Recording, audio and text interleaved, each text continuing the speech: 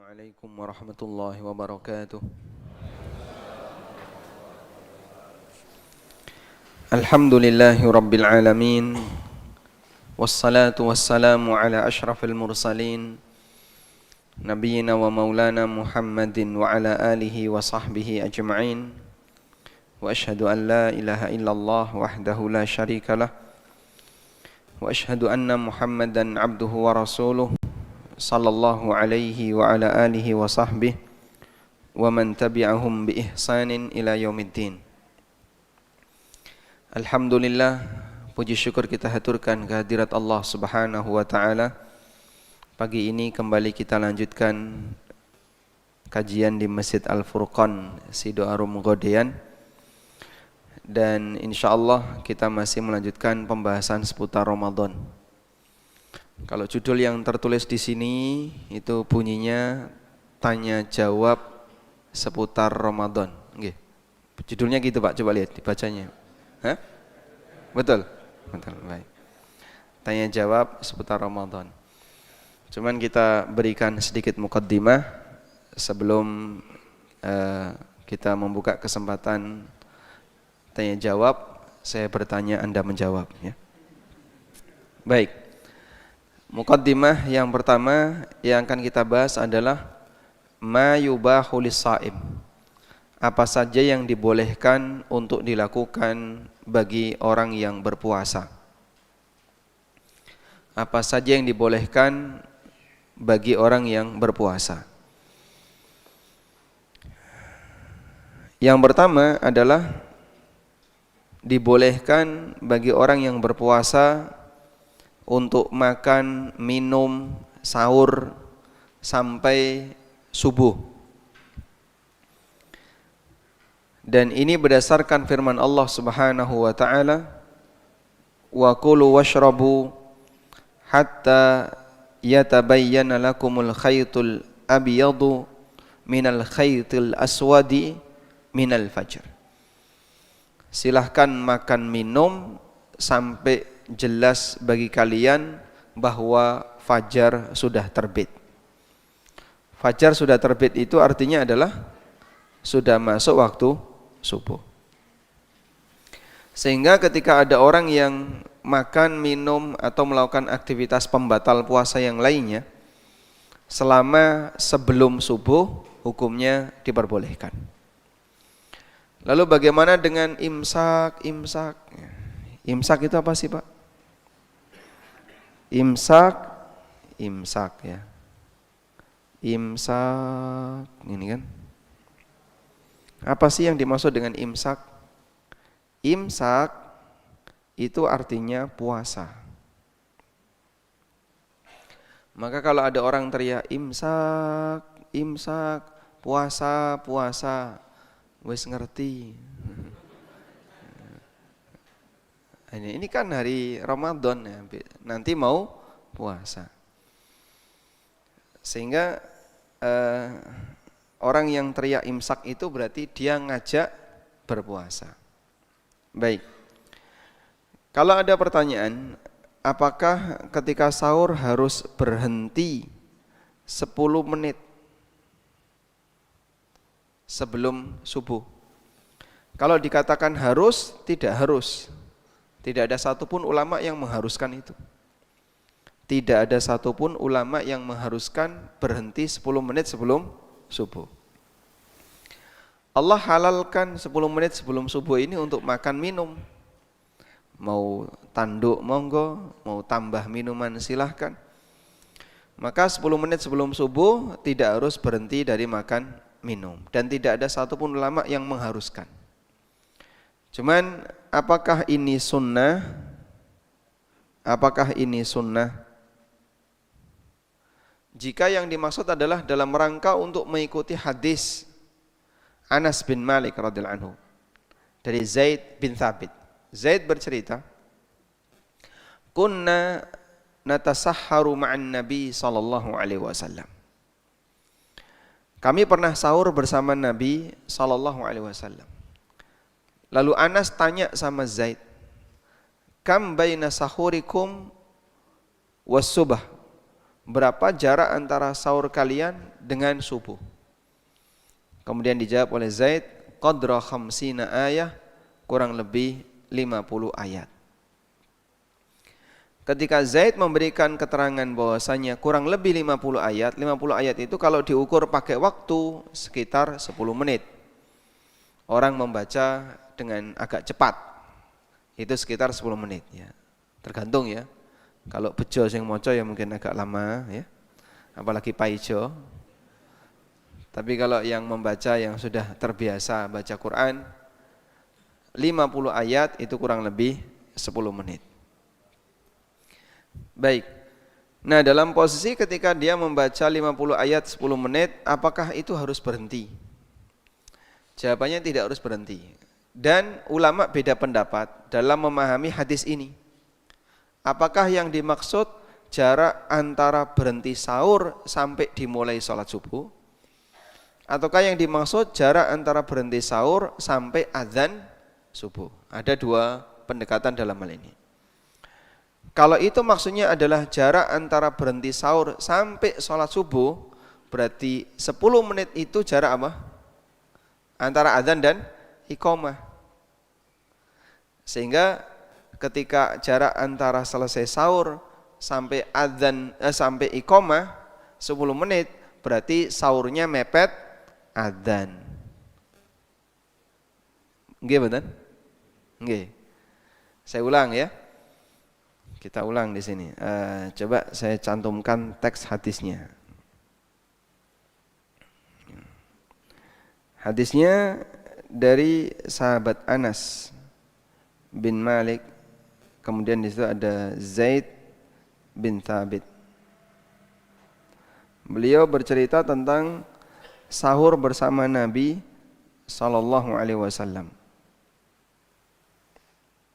Baik. Kita baca hadisnya.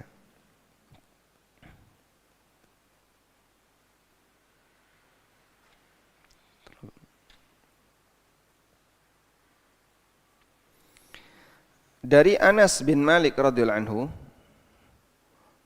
dari Zaid bin Thabit radhiyallahu anhu, beliau bercerita, tasaharna ma'a Rasulillah sallallahu alaihi wasallam thumma qama ila shalah. Kami sahur bersama Nabi sallallahu alaihi wasallam, kemudian setelah itu kami melaksanakan salat. Qala Anas, kata Anas, qultu li Zaid, maka aku bertanya kepada Zaid. Berarti Anas ketika itu ikut enggak? Anas ikut enggak? Anas enggak ikut, tapi dapat cerita dari Zaid. Nah, Zaid ini ikut. Kam kana bainal adzani was sahur? Berapa jarak antara adzan dan sahur? Qala, jawab Zaid, kurang lebih 50 ayat. Nah, ini kalau kemudian dipahami bahwasanya jarak antara sahur dan adzan itu maksudnya adzan di sini adalah iqamah, maka berarti jarak 10 menit itu antara adzan dan iqamah. Tapi kalau dipahami jarak antara sahur dan adzan 50 ayat itu adalah adzan subuh, berarti Nabi SAW berhenti 10 menit sebelum subuh. Baik. Maka orang ketika dia sahur, kemudian dia berhenti 10 menit sebelum subuh, dalam rangka mengikuti hadis ini, insya Allah bisa. Alhamdulillah. Hadis ini sahih riwayat Bukhari Muslim ya. Kalau dia berhenti sahur 10 menit sebelum subuh untuk mengikuti hadis ini, insya Allah masuk mengikuti sunnah. Sudah? Namun ini tidak keharusan. Artinya apakah setiap sahur harus berhenti segitu Pak? Tidak. Karena kejadian ini sifatnya sesekali, tidak menjelaskan rutinitas. Nabi SAW tidak rutin seperti ini, tapi dalam satu kesempatan diceritakan oleh Zaid bin Thabit antara sahurnya Nabi SAW dengan azan subuh kurang lebih 50 ayat. Baik. Dan bahkan para ulama menjelaskan bahwa hadis ini salah satu di antara dalil sahurnya Nabi sallallahu alaihi wasallam itu diakhirkan.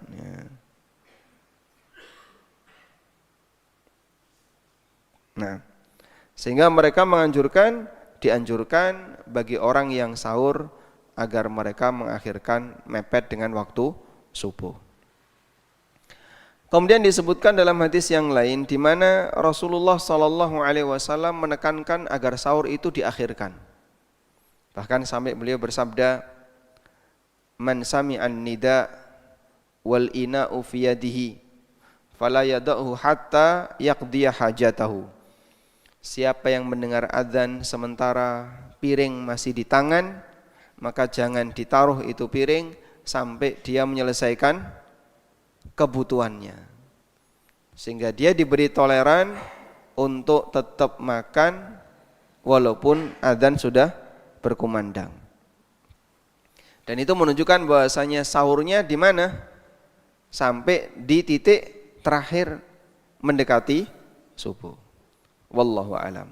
Sehingga intinya di sini adalah bahwa berhenti 10 menit sebelum subuh ini tidak rutin, tapi bisa dilakukan sesekali. Kemudian ini bukan keharusan. Bukan keharusan. Tidak ada istilah pokoknya harus berhenti 10 menit sebelum subuh. Istilah itu enggak ada dan tidak ada para ulama yang mengharuskan demikian. Sudah? Berikutnya, sunnah berikutnya atau yang diperbolehkan berikutnya ketika berpuasa adalah menunda mandi junub atau mandi suci haid sampai subuh. Misalnya, ada seorang wanita yang suci jam 3. Arab adus kok ketoke kademen. Arab nggodhog banyu gas entek. Njaluk tangga izin. Akhirnya dia manfaatkan untuk makan sahur dulu. Maka wanita yang suci haid ini jam 3 sudah suci haid, kemudian dia makan sahur. Selesai sahur mungkin dia siapkan untuk keluarga, selesai, lalu kemudian mepet subuh, belum mandi. Begitu adzan subuh, dia sudah berhenti sahur, tapi dia belum mandi. Nah, mandi setelah adzan subuh ini boleh enggak? Boleh. Sehingga wanita ini nanti mandi walaupun sudah masuk subuh, kemudian setelah itu lanjut puasa. Karena itu bedakan dua ini ya. Bedakan dua hal ini. Kita bedakan sebab junub. Sebab junub. Yang kedua, kondisi junub.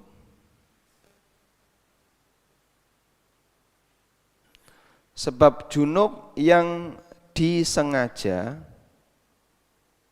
contohnya hubungan badan. Ada yang karena rutin, contohnya haid. Ini kalau sampai subuh belum selesai, maka puasanya tidak sah. Wanita haid, darah masih keluar, adzan subuh masih keluar. Begitu selesai sholat subuh, masyarakat selesai sholat subuh, ada kultum. Selesai kultum, haidnya berhenti. Nah, ketika dia berhenti misalnya jam 5 atau setengah 6, hari itu boleh puasa enggak? Tidak. Kenapa? Karena dia masih haid ketika sudah memasuki waktu subuh. Maka dalam hal ini status dia adalah wanita haid dan tidak boleh puasa. Tapi Pak, kan suci sudah jam 5 tadi. Iya, ketika Anda suci sudah jam 5 dan itu sudah masuk waktu subuh, maka di hari itu tidak boleh puasa. Andaikan jenengan tinggal di Aceh, ya itu bisa puasa. karena subuhnya aja jam setengah 6. Tapi karena di Jogja subuhnya jam setengah 5, maka Anda wajib berpuasa, tidak wajib berpuasa, sehingga di sisa harinya nanti boleh makan minum. Baik. Junub juga seperti itu, ada orang hubungan badan, adzan subuh belum selesai acaranya. Qomat baru selesai. Terus gimana ini Pak? Ini dosa besar ini ya. Berarti dia melakukan hubungan badan di siang hari bulan Ramadan. Maka dia tidak boleh puasa ketika itu, puasanya batal dan nanti harus qadha plus dia harus bayar kafarah. Baik. Yang kedua kondisi junub. Kalau sebab junub di sini tadi keterangannya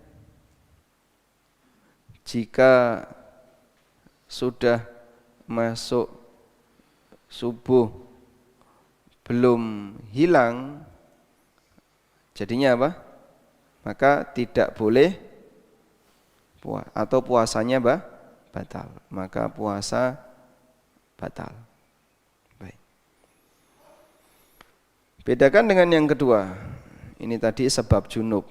Yang kedua kondisi junub. Nah, kondisi junub ini jika sudah masuk subuh belum hilang, puasa tidak batal. Nah, contoh kasus yang sering terjadi, suami istri selesai sahur terus hubungan badan. Selesai misalnya 5 menit sebelum subuh. Nah, kadang kan terus tidur bablas sampai jam 7 misalnya. Enggak sholat subuh nih kayak gini ya. Tidur sampai jam 5 misalnya. Dia tidur sampai jam 5. Terus jam 5 mandi. Boleh enggak puasa? Boleh enggak puasa? Boleh. Kenapa? Karena yang bertahan itu kondisi junubnya, bukan sebab junubnya. Dipahami nggih Pak? Baik. Contoh yang sering ya, wanita haid yang menunda mandi sehingga dia selesai sahur mungkin tidur lagi, padahal dia sudah suci, sudah putus darahnya, lalu baru dia mandi setelah selesai subuh. Dan itu tidak menyebabkan dia batal puasanya, maka dia wajib berpuasa. Wallahu a'lam. Baik. Selanjutnya yang ketiga. Sekarang Pak, dalilnya apa sih Pak yang nomor 2 ini? Saya coba tunjukkan dalil nomor 2. Di sini ada cerita pengalaman yang disampaikan oleh Aisyah dan Ummu Salamah. An Aisyah wa Ummi Salamah, dari Aisyah dan Ummu Salamah. Anna Rasulullah sallallahu alaihi wasallam kana yudrikuhul fajru wa huwa junubun min ahlihi thumma yaghtasilu wa yasumu. Bahwasanya Rasulullah sallallahu alaihi wasallam pernah menjumpai waktu subuh, ketemu waktu subuh dalam posisi beliau junub min ahlihi karena hubungan badan. Tsumma yaghtasilu, kemudian beliau mandi, wa yasumu, lalu beliau puasa. Dan hadis ini sahih, riwayat Bukhari Muslim. Maka orang yang kondisinya seperti ini pernah dialami oleh Rasulullah sallallahu alaihi wasallam. Baik. Selanjutnya yang dibolehkan berikutnya adalah al-madmadah wal istinsyak, berkumur dan menghirup air ke dalam hidung. Dibolehkan bagi orang yang puasa untuk berkumur dan menghirup air ke dalam hidung. Kita tulis di sini. Berkumur dan istinsyak. Istinsyak itu apa? Menghirup air ke dalam hidung. Suatu ketika Umar bin Khattab radhiyallahu anhu lapor kepada Nabi sallallahu alaihi wasallam, "Ya Rasulullah, halaktu ya Rasulullah, saya binasa. Aku dosa ya Rasulullah. Wa ma fa'alt, kamu melakukan apa? Kok tiba-tiba datang lakoni dosa? Lapor berdosa. Dan itu pas puasa. Maka Umar menyampaikan, inni hasyastu nafsi faqabbaltu imra'ati. Syahwatku naik, kemudian aku mencumbu istriku. Dia mencium istrinya radhiyallahu anhu. Apakah puasa saya batal? Maka Nabi SAW membuat permisalan. Ara'aita ya Umar, lau tamatmatta. Menurutmu, kalau kamu berkumur itu puasamu batal enggak? Jawab Umar, selama tidak ditelan, ya enggak batal. Maka demikian pula yang terjadi pada lelaki, misalnya mencium istrinya, selama tidak kebablasan, sampai terjadi hubungan badan atau keluar air mani, maka tidak batal. Dan ini menunjukkan kias yang dilakukan oleh Nabi SAW. Beliau membuat analogi. Dan dalam analogi ini, dalam kias ini, Rasulullah SAW menyebutkan, kalau orang berkumur selama tidak menelan air, hukumnya apa? Tidak batal. Maka demikian pula ketika ada orang yang dekat suami istri, selama tidak hubungan badan atau tidak sampai keluar, juga tidak batal. Baik, sehingga berkumur dan menghirup air ke dalam hidung hukumnya boleh. Hanya saja, namun, ya, tulisin namun, untuk istinsyak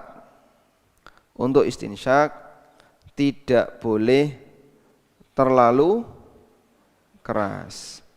Tidak boleh terlalu keras.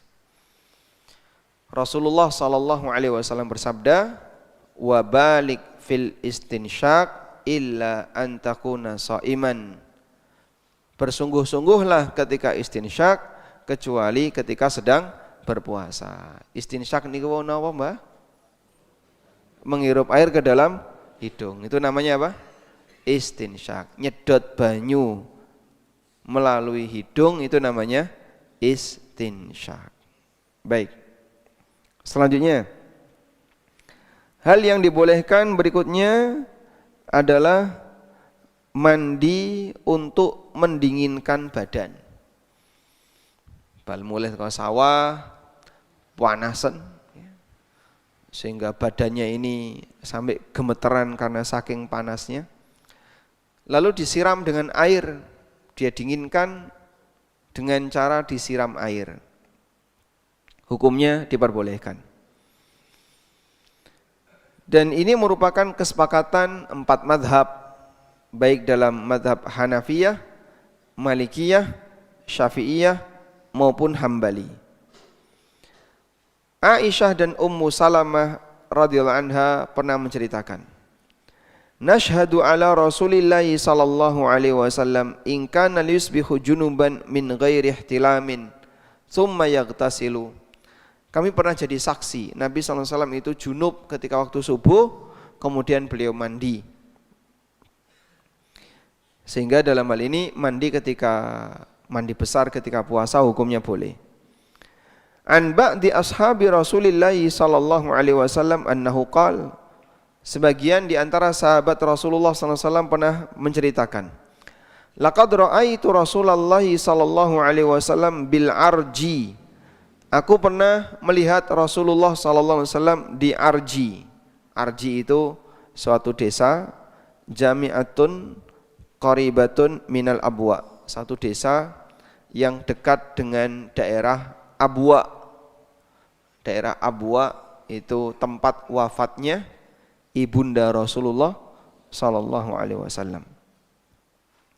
Yasubbul ma'a ala ra'sihi wa huwa sha'im. Nabi sallallahu alaihi wasallam keramas, ya, mengguyurkan air ke atas kepala beliau, minal atas au minal har, karena kehausan atau karena kepanasan.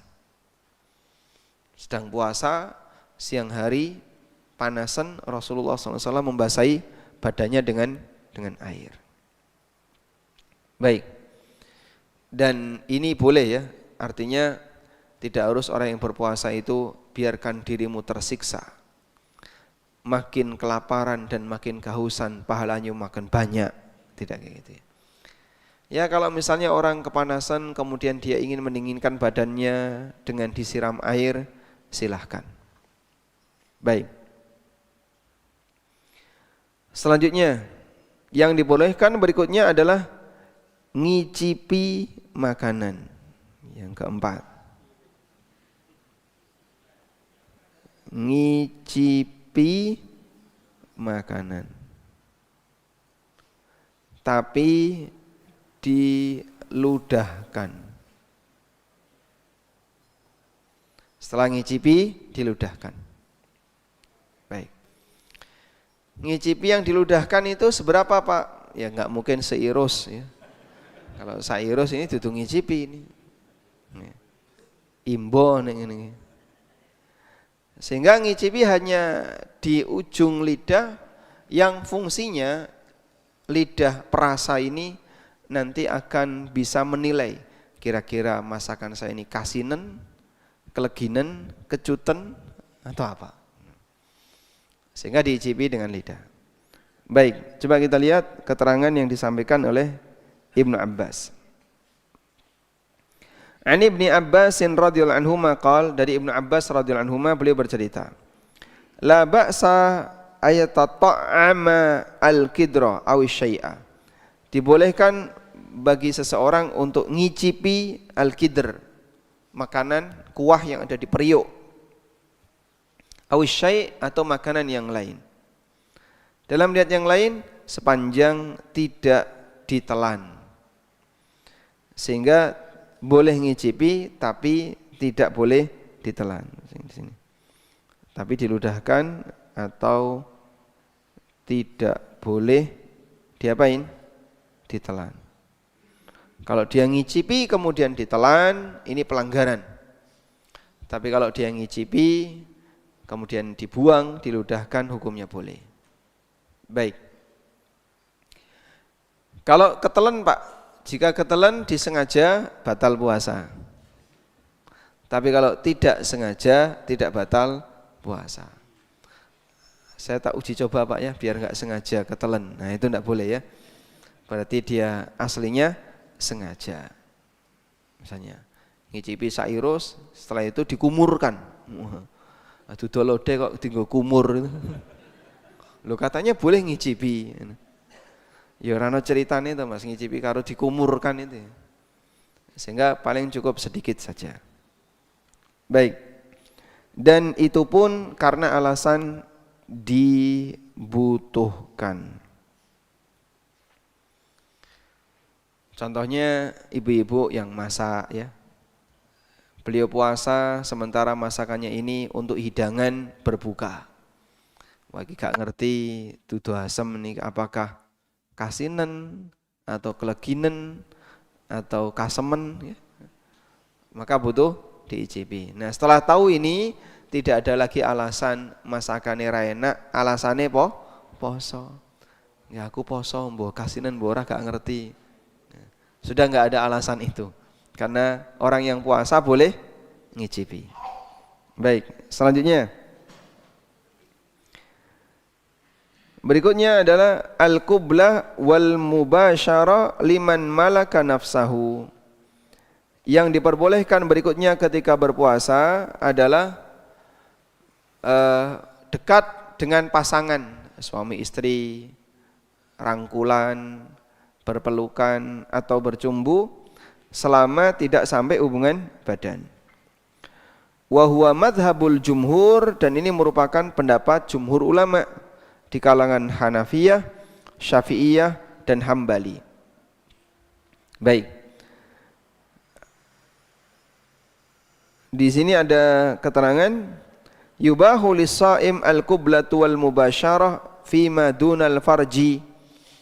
Dibolehkan bagi orang yang puasa untuk bercumbu dengan pasangannya selama tidak melibatkan kemaluan. Bisyarti ayyamlika nafsahu, dengan syarat dia bisa menjaga diri agar tidak sampai hubungan badan atau sampai keluar Kalau sampai keluar atau hubungan badan, maka puasanya batal. Diceritakan oleh Aisyah radhiyallahu anha, beliau mengatakan, "Kana Rasulullah sallallahu alaihi wasallam yuqabbilu wa huwa shaimun wa yubashiru wa huwa shaim." Nabi sallallahu alaihi wasallam pernah mencium istrinya dalam posisi beliau berpuasa. Wa yubashiru, dan beliau melakukan mubasyarah.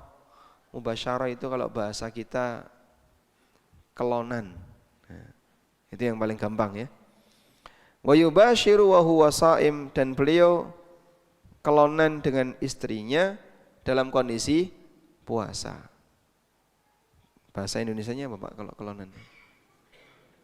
Berpelukan. Lalu kata Aisyah, walakinnahu amlakukum liirbi.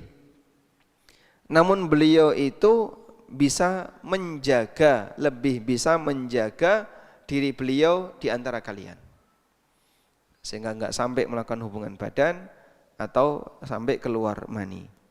Dan hadis ini sahih, riwayat Bukhari Muslim. Sehingga di sini kita tulis hal yang dibolehkan berikutnya adalah boleh apa?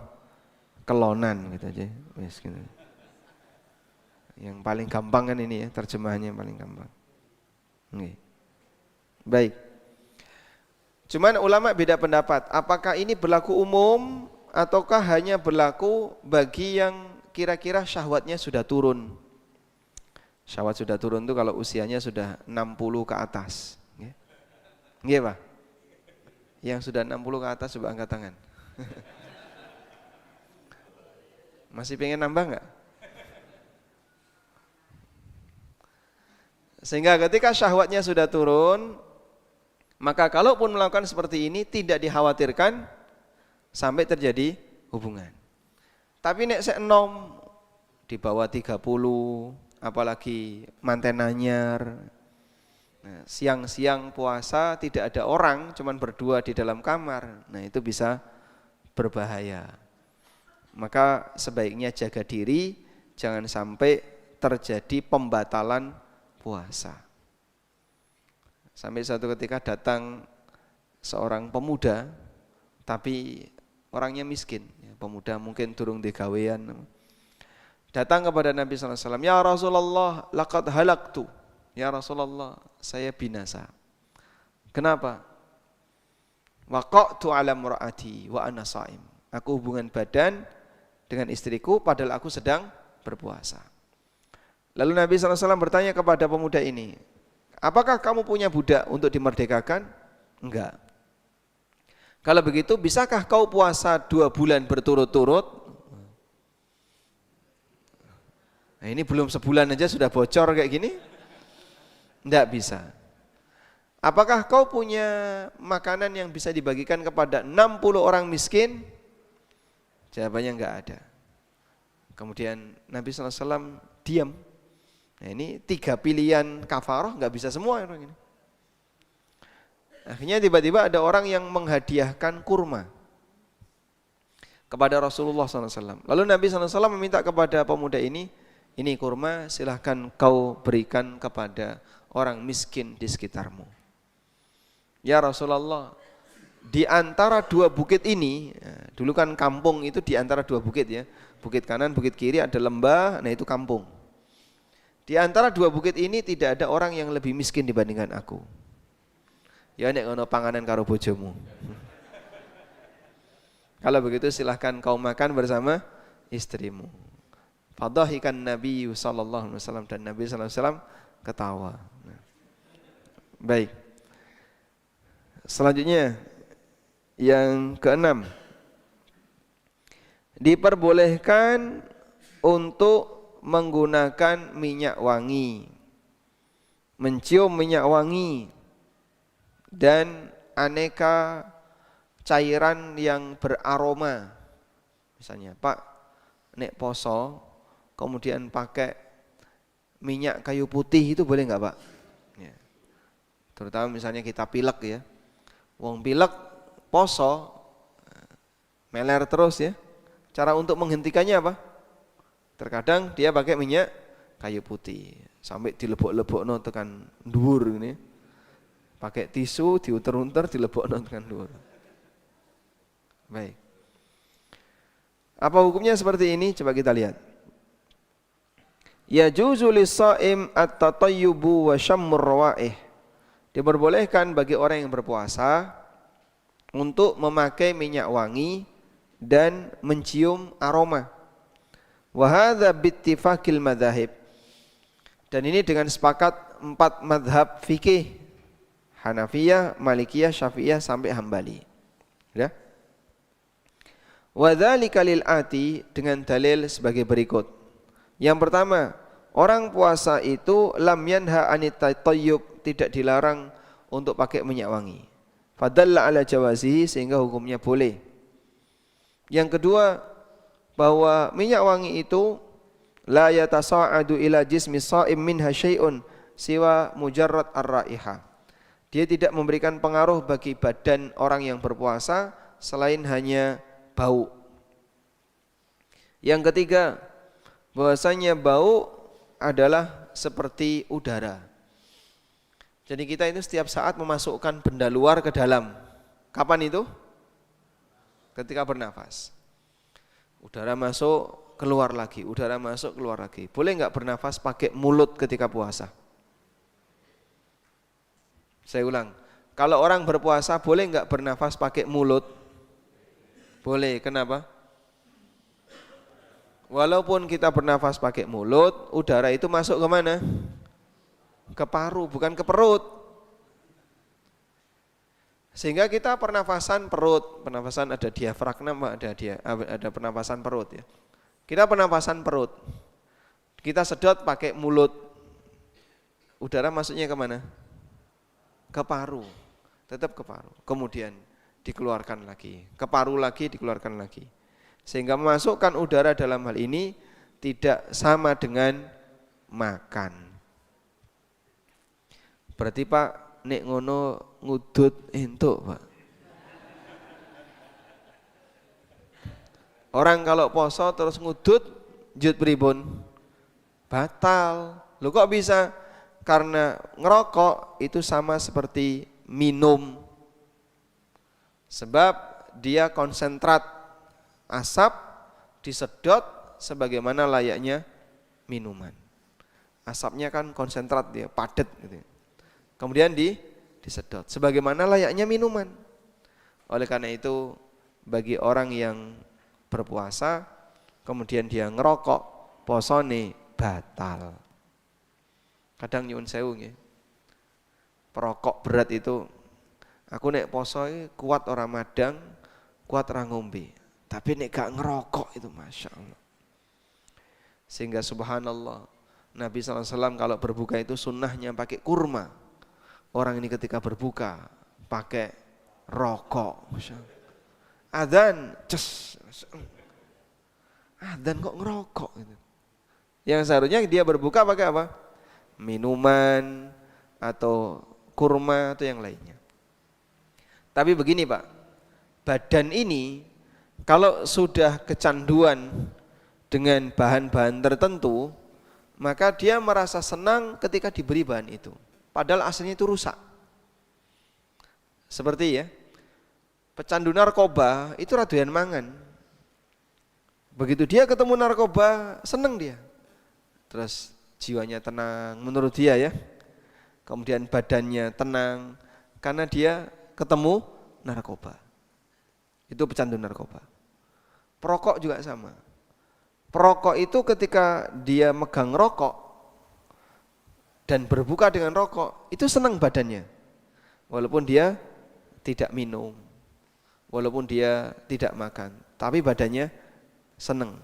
Cuman masalahnya ini ngerusak badan. Sehingga kira-kira apa yang terjadi Pak? Banyak organ yang rusak gara-gara itu. Saya kalau bersama sopir misalnya, perjalanan jauh, ikut travel atau apa gitu. Kemudian saya lihat gimana sih istirahatnya sopir. Dia kan serius sekali itu di atas mobil. Minggir, ngopi, satu cangkir kecil, kalau rokok. Masya Allah, beliau enggak minum itu. nggak minum air putih atau apa di tempat istirahat. Tapi milihnya apa? Kopi sama rokok. Itu kan darahnya kayak apa kentalnya itu, Pak?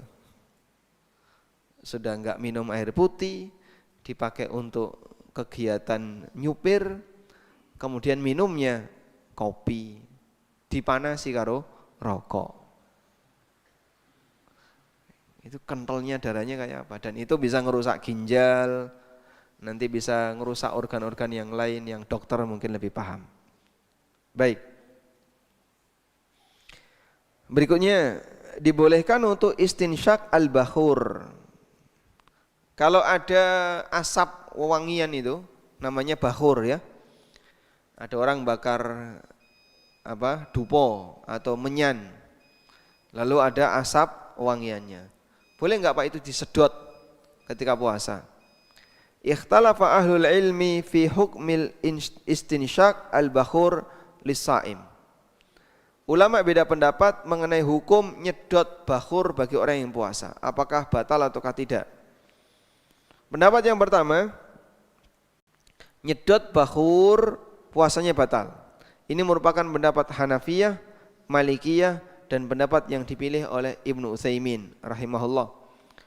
Wa dzalika li anna dukhanal bakhur lahu jirm. Karena asapnya bakhur itu punya benda tertentu, punya zat tertentu. Punya, kalau asap itu Bu, aerosol. Yang putih itu apa Pak? Apa namanya? Jadi dia itu zat tertentu meskipun bentuknya gas. Tapi dia padat. Maka saat gas yang padat ini disedot, itu bisa membatalkan puasa. Dihukumi seperti minum. Demikian pendapat jumhur ulama. Pendapat yang kedua, nyedot bakhur tidak batal puasa. Ini pendapat Syafi'iyah, pendapat Ibnu Hazm di kalangan Dzahiriyah, dan pendapat Ibnu Taimiyah rahimahumullah. Baik. Dan wallahu alam sebaiknya dihati-hati saja. Sehingga kalau ada orang obong-obong, kan ada asap putih itu ya, ampun disedot, watuk.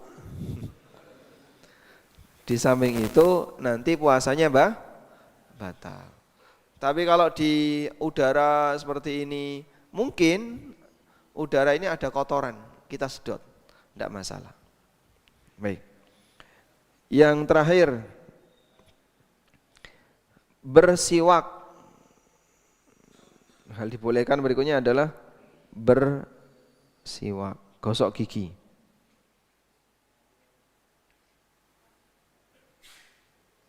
Gosok gigi. Gosok gigi hukumnya boleh. Yang kedua, tidak dianjurkan, tidak direkomendasikan, tidak direkom untuk pakai pasta. Sehingga kalau gosok gigi jangan pakai pasta, tapi pakai kreweng. Ya, jadi cukup gosok giginya pakai apa? Sikat saja, jangan dicampuri pasta gigi. Baik, jangan pakai odol. Wallahu a'lam. Baik, mungkin demikian yang bisa kita sampaikan. Dan di sini ada satu lagi ya yang lupa. Tetes mata. Apa hukumnya menggunakan tetes mata? Coba kita lihat di sini. Ada pembahasan tentang penggunaan tetes mata. Dibolehkan bagi orang yang puasa untuk menggunakan tetes mata. Tetes mata itu sudah ada di masa silam ya. Maka masuk dalam kajian fikih klasik. Wa qad dhahaba ila dzalika, dan ini pendapat Hanafiyah, Syafi'iyah, dan pendapat Syekh bin Baz serta Syekh Ibnu Utsaimin. Ya. Karena mata itu enggak nyambung ke perut. Meskipun ketika mata ditetesi kadang seperti ada sesuatu yang gogrok, yang lepas di tenggorokan. Tiba-tiba plong. Nah, kalau ada gitu gimana Pak? Ya diludahkan kalau bisa. Kalau nggak bisa, enggak apa-apa. Karena itu bukan dari luar, tapi dari dalam. Lendir di dalam kita, keluar masuk di pusat lendir, sumber, kemudian masuk ke perut. Insya Allah tidak masalah. Sebagaimana ludah itu kadang nggak bisa dikendalikan, keluar terus. Maka saat kita ngomong, ada ludah yang ketelen. Gimana hukumnya? Insya Allah tidak membatalkan puasa. Wallahu a'lam. Wa sallallahu ala nabiyyina Muhammadin wa ala alihi wa sahbihi wa sallam. Baik. Ada yang mau disampaikan? Langsung. Nah, monggo.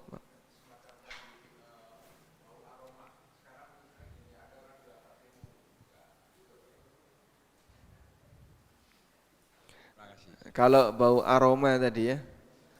Tadi batal puasa atau tidak? Bagaimana kalau kita mencium asap sate? Masya Allah. Ada orang jejer sate terus dikebut-kebut. Nah, apalagi sekarang kan pakai kipas angin ya. Nah, kita ada di situ, poso tapi ada di situ. Pak, sampean kok ning kene terus ya, Pak? Nah. Nadai gratisan.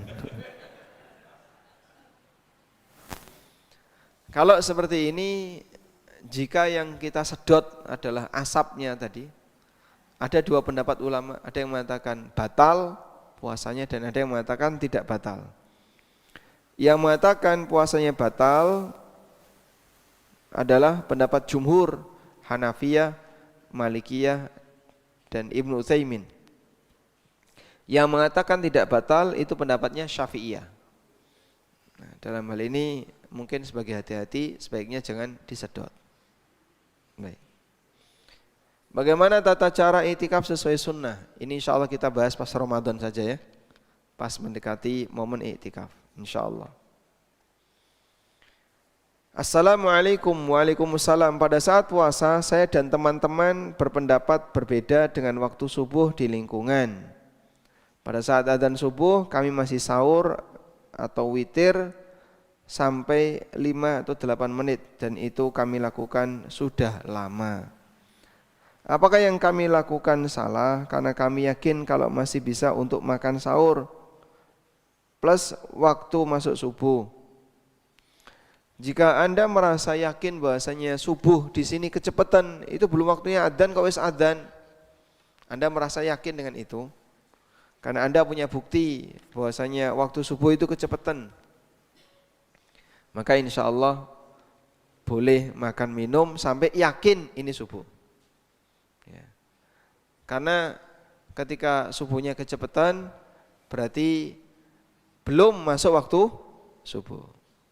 Oleh karena itu dalam hal ini apabila ada orang yang dia makan sahur kemudian mepet subuh, maka jika dia belum yakin dengan masuknya waktu subuh itu, ini sebenarnya kurang 10 menit baru adzan.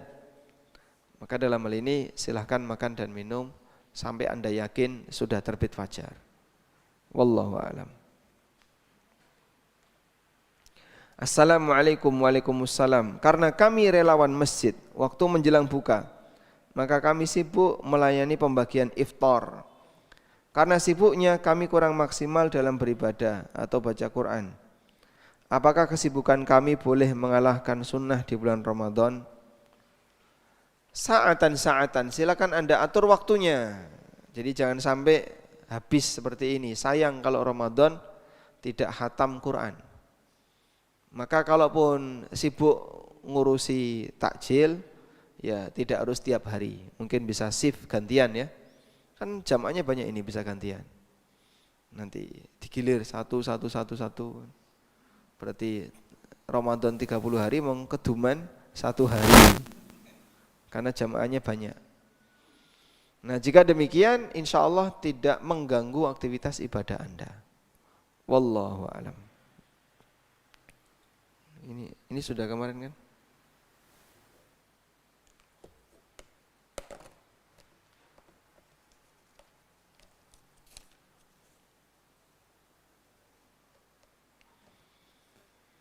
Assalamualaikum warahmatullahi wabarakatuh. Waalaikumsalam warahmatullahi wabarakatuh. Misalnya iktikaf 10 hari di akhir Ramadan, kehabisan bekal atau baju ganti, apakah boleh pulang keluar masjid? Ya. Jawabannya boleh, karena Anda punya hajat. Makanya kalau iktikaf jangan terlalu jauh, cari masjid terdekat saja, biar ketika pulang enggak jauh-jauh. Nah, kalau kemudian iktikafnya di Solo, orangnya di Jogja misalnya, saya pengen iktikaf di Solo, nah, ngambil baju neng Jogja ya bisa seharian, batal buat iktikafnya. Sehingga iktikaf cari saja masjid yang bisa dijangkau, jangan terlalu jauh. Wallahu a'lam. Pun cekap, kurang berapa menit ini? Sudah. Baik, demikian ini pertemuan terakhir sebelum Ramadan. Insyaallah nanti kita akan lanjut setelah Idul Fitri atau Idul Adha. Lanjut kapan? Ramadan insyaallah ya. Insyaallah nanti kita lanjut Ramadan. Hari pertama Ramadan itu hari apa? Senin ya. Senin. Insyaallah Senin berarti Selasa hari pertama Ramadan kita masuk lagi. Dan pesan sama takmir jangan sediakan sarapan ya. Baik. Kalau sahur monggo, nanti bisa sahur bersama. Baik demikian wassallallahu ala nabiyyina Muhammadin wa ala alihi wa sahbihi wasallam wa akhiru da'wana alhamdulillahi rabbil alamin. Wassalamualaikum warahmatullahi